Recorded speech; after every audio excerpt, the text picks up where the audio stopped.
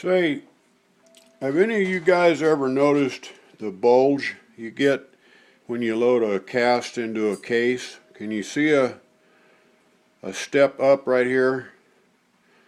I can see it from where I'm looking, but I don't know what I can see it all the way around. This one's not really pronounced. This one isn't either. I can see it real good. But I've had 45 ACP brass like this that was really pronounced. And it wasn't because I size my lead real large for the 45 ACP. These are about 10 BHN, and I size them at 4515, and so they'll come out anywhere from 4512 to 4516, depending on how much lead's in there, because lead doesn't spring back like the harder linotype mix. So anyway, these things are going in at, we call them 4515. My cases I've been expanding with a 452 expander. It's right here. I expand in this powder drop, but I also expand before I get there, because this will not expand it out wide enough, and so it gets too much of a squeeze and it'll swage down your cast bullet if they're soft, you know, under 10 or so BHN. So I started using a 452 cowboy expander, and I was still having problem having my bullet swage down. And so now I've changed it out to a 454 expander out of a cowboy, RCBS cowboy set. So that's a 454 expander. When I put it on the micrometer over there, it actually measures 4533. But they call it a 454. It's 4533 for our technical reasons for today. So what I thought I'd do is I'm going to find out about this brass springback that we have. Over at Cast Bullets, they say, well, it only springs back 1 or 2 thousandths. And that's been like a wives' tale. Nobody's ever tried to prove it one way or another. They just say, well, get an expander for your cast bullets that's like 1 to 2 thousandths larger than the cast you're going to seat. Okay, I did that for a long time and it didn't work out. So I took these 5 cases here. I've got one RP, an RA68, a WCC 98, CCI, Winchester, and PMC. And I put these columns on the paper. I don't know if you can see the writing. Put these columns on the paper. Hope you can see that. It's really bright. I got a spotlight going. And the expander is 4533. Here I've got the inside diameter sized when it comes out of the sizing die. Now the inside of the diameter expanded. That's the number for that.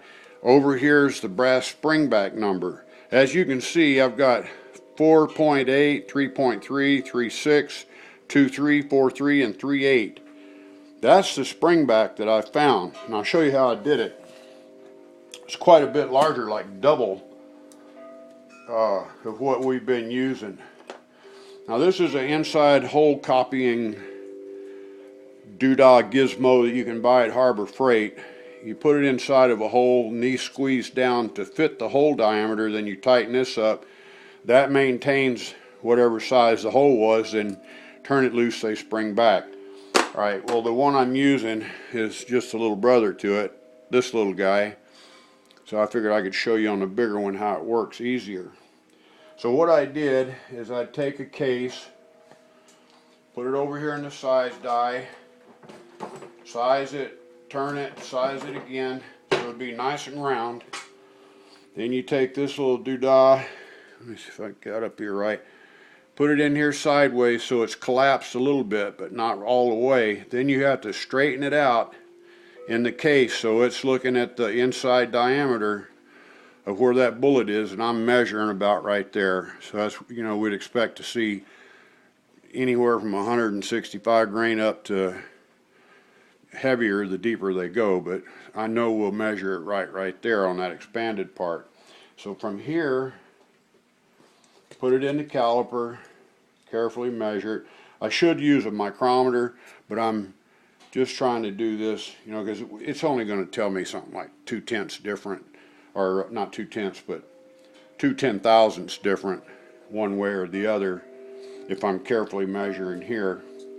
But this is just to get a general idea of what I'm talking about. So anyway, that's how I did that.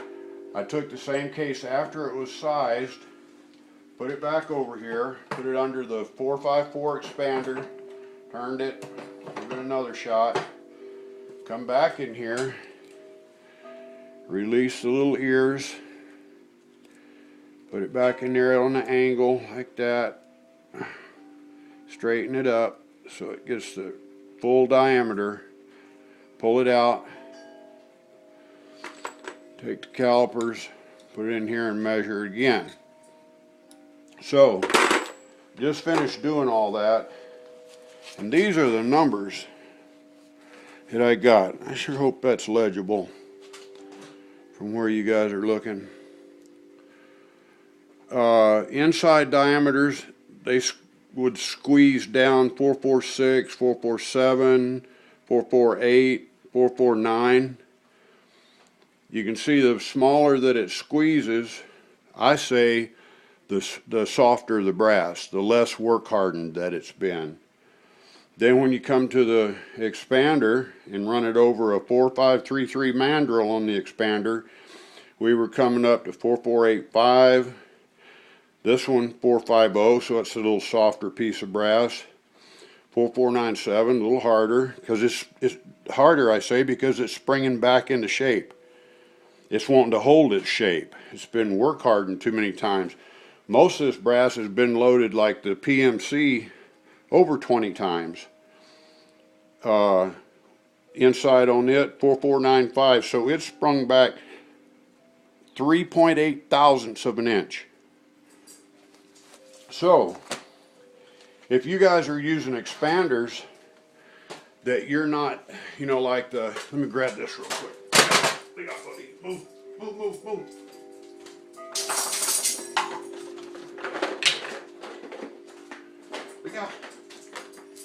If you're using like expander sets, I put a picture of this already, but what it is basically is a Lee expander.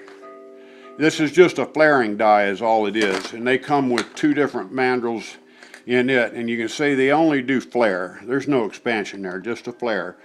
But NOE sells these things.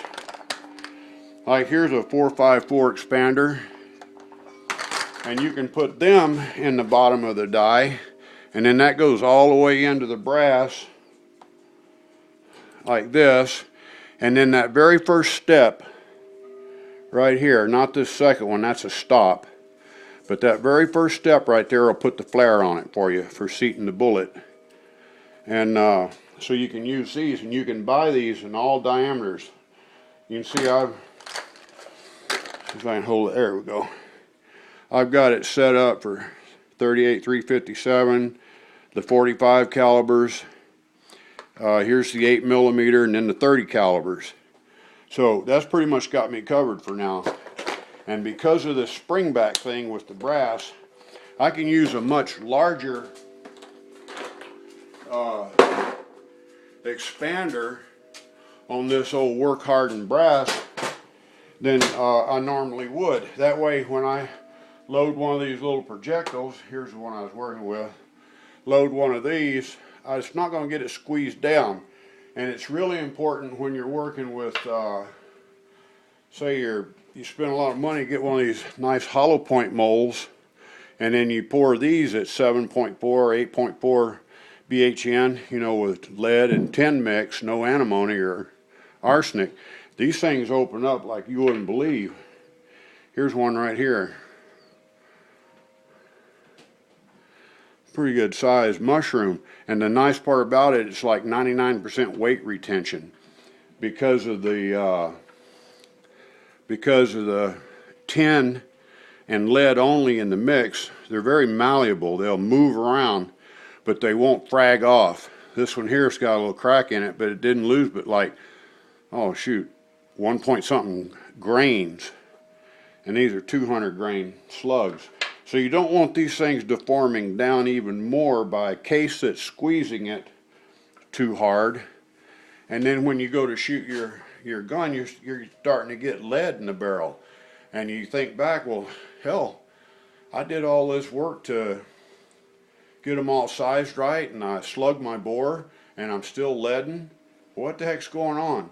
Well, I propose what's going on is the fact that our work hardened brass is trying to maintain its sized inside diameter when it comes off that large mandrel.